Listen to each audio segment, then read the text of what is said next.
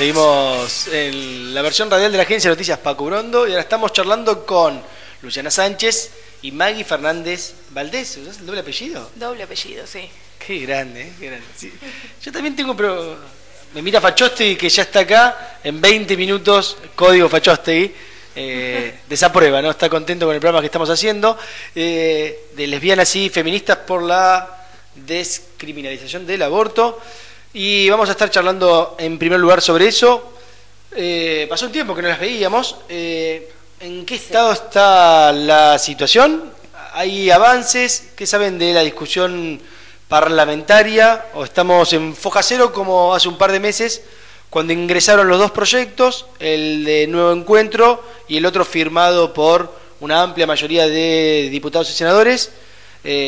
Sí, como 60 diputadas y diputados, bueno, firmaron el proyecto de la campaña y estamos casi en foja cero. Sigue esta cosa de testimonial, ¿no? Que todos firman, pero nadie empuja el proyecto. La verdad que está un poco así. A pesar que Albrieu, que es el presidente de la Comisión de Legislación Penal por el FPV, amigo del difunto Carlos Soria, que pronto empieza el juicio donde esperamos que sea absuelta Susana Freidós, para ir, ¿no?, como mezclando temas de cosas que estaban hablando recién.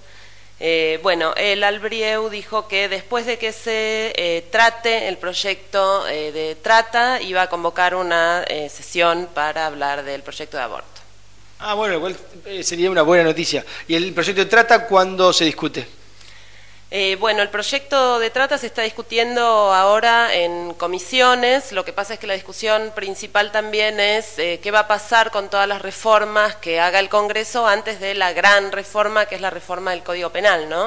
Pero en trata ya empezó por lo menos la discusión en asesoras y en asesores, y están llegando como, bueno, a los consensos. Pues ya hablábamos ahí en off que también está como este proyecto que presentó Aníbal Fernández con otros y otras senadoras. Sí, es un proyecto que nada tiene que ver con aborto. No. Elena Corregido y Aníbal Fernández presentaron dos proyectos, uno para hacer nacional el registro de deudores alimentarios, claro, y que tenga consecuencias, no mantener a tus hijas e hijos. Que tenga alguna consecuencia, porque hoy no la tiene en la práctica, la verdad. Y otro proyecto para acortar fundamentalmente los plazos de intervención en los casos de violencia familiar, bueno, casos graves, ¿no? He dado cuenta de eso para mostrar que hay como un activismo, por lo menos en una serie de históricas demandas.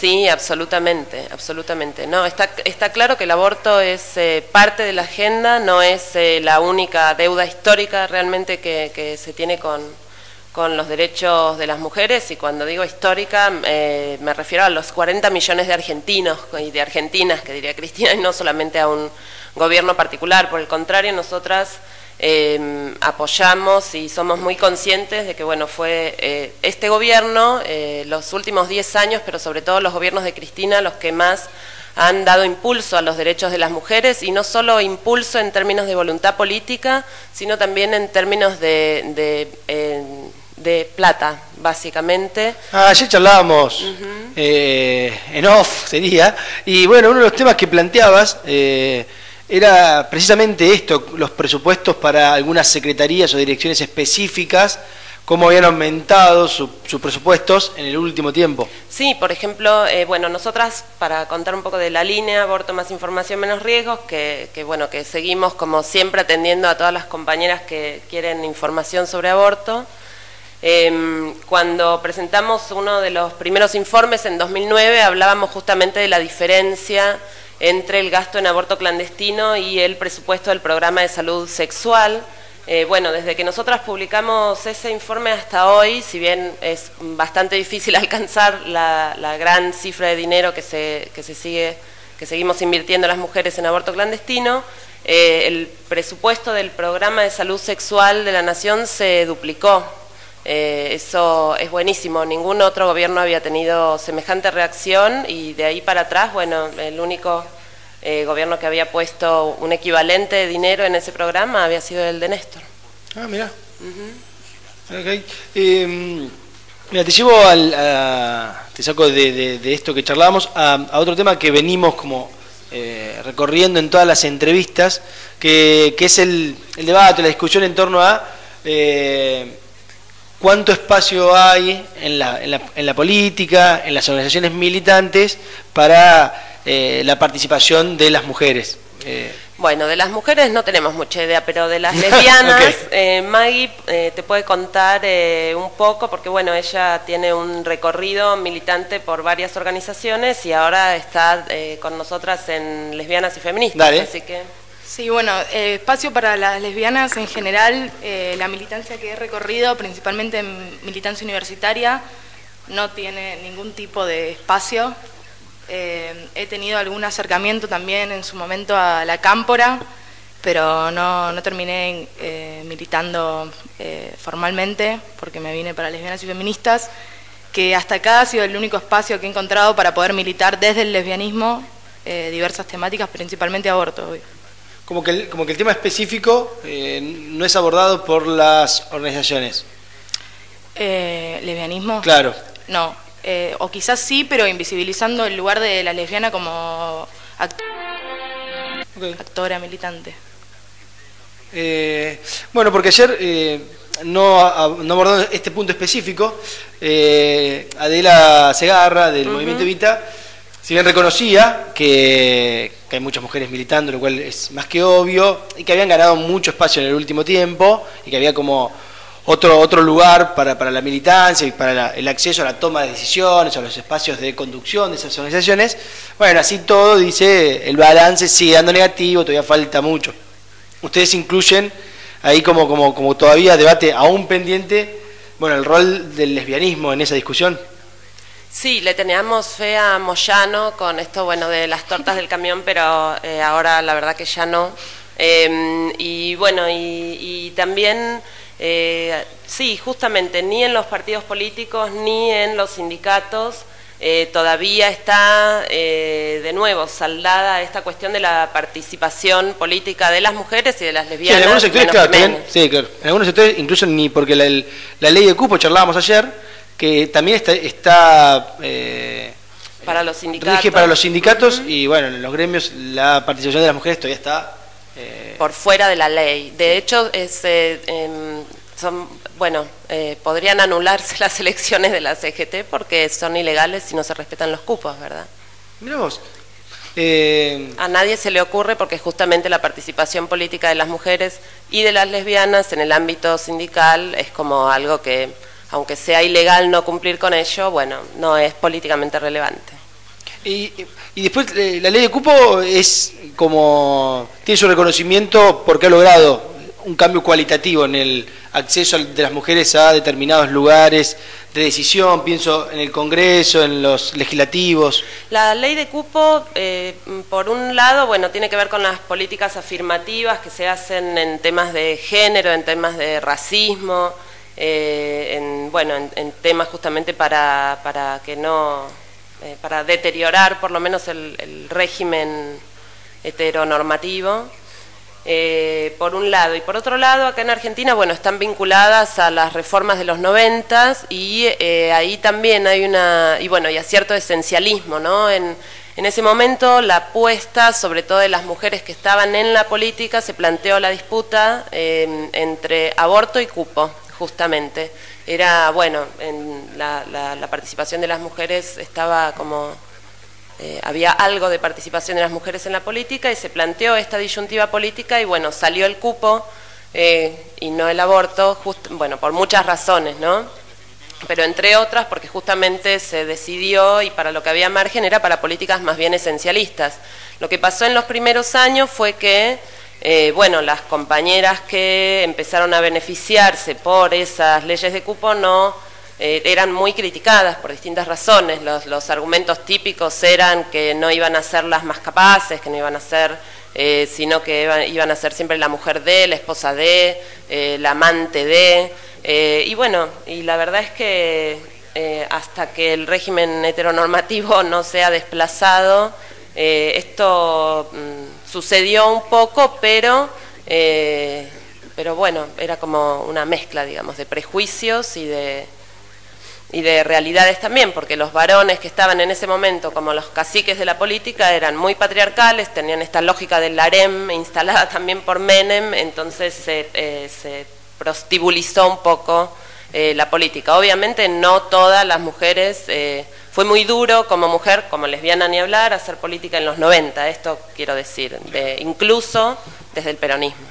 Incluso desde el peronismo. ¿Y crees que hay un salto cualitativo en esta década que pasó, que estamos atravesando? Sí, sobre todo en los últimos años esto se puede ver es la primera vez en la historia que hay mujeres en todos los ámbitos, salvo en los sindicatos, en todos los ámbitos del Estado. Tenemos ministras, tenemos juezas de la Corte Suprema, tenemos gobernadoras. Y todo eso antes no existía, y en el Congreso, bueno, la renovación de todas las políticas, esto no solo de las mujeres, sino que sí, es muchísimo más. Se ha marcado una renovación más grande, digamos, de la política desde los 90 para acá. Y hay más mujeres. Argentina es uno de los pocos países que cumple, por ejemplo, en términos de lo que son estos cupos en el Congreso, es uno de los pocos países del mundo que realmente tiene una buena representación, una buena cantidad de mujeres en el Congreso. Por eso, y también es uno, como habíamos hablado antes, es uno de los países que tiene la mejor ley del mundo en términos de identidad de género, que no es una ley que patologiza, ni criminaliza, ni judicializa. ¿Ves que esas dos cosas se vinculan? Exactamente, o tendrían que vincularse, que es lo que esperamos, que bueno, queremos el cupo trans en el Congreso. Más mujeres les dio otro contenido al debate en torno a determinadas discusiones. No, creo que así como se mejoró la calidad de participación y la cantidad de la participación de las mujeres, en un país que tiene hoy la ley de identidad de género que tiene, no puede seguir excluyéndose a las travestis, transexuales, transgéneros y a las lesbianas, obviamente, de la política, como se está excluyendo. Ese es como deuda pendiente. Okay. Una deuda pendiente enorme porque justamente no podemos hablar de una representación solamente femenina, o sea que cuando estamos dejando fuera un montón de otros colectivos que son oprimidos y oprimidas por su sexo y por su género. Che. Bueno, pero Maggie no habló de aborto todavía, Quique. Pará, contame, igual el sábado vamos a presentar una larga nota donde uno de los ítems va a ser la línea que sigue funcionando, como siempre, aprovechemos, tiremos los datos de la línea. Bueno, la línea sí sigue funcionando como siempre, se puede llamar o mandar un mensajito al 15 66 64 70 70 y más o menos tardamos 24 horas en devolver los llamados. Las mujeres siguen llamando, siguen buscando información como siempre y cada vez llaman más. Cada vez llaman más. Sí. Alguna vez lo hemos charlado, creo que acá, que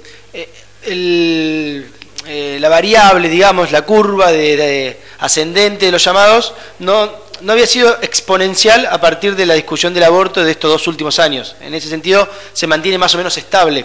Sí, en el tiempo lo que principalmente vemos, más que un cambio en la cantidad de llamados, es un cambio como en la información que tienen las mujeres cuando llaman.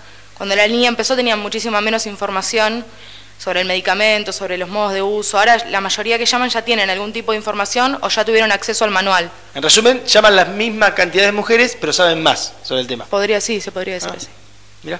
¿Y sitio web o dónde se las puede encontrar por internet? Se puede encontrar en la página que es www.abortoconpastillas.info o en Facebook /aborto con pastillas también. Y en ambos lugares está el manual para descargar de manera gratuita. Ok, y están haciendo una campaña para recolectar dinero, ya que está, difundamos todo. Lanzamos la campaña por Rapipago para juntar plata. El monto mínimo que pensamos para el depósito, por una cuestión de gastos de Rapipago, es de 200 pesos. En un año necesitamos que una persona ponga 200 pesos. Okay. Lo cual no es mucho. En Rapipago hay que ir y hacer el depósito a Más Información Menos Riesgos o al número 2239. 2239. Dicho esto, bueno, pongan plata, vamos, no sean así. Y despedimos a Luciana Sánchez y a Maggie Fernández de Lesbianas y Feministas. Pagamos tanda y a la vuelta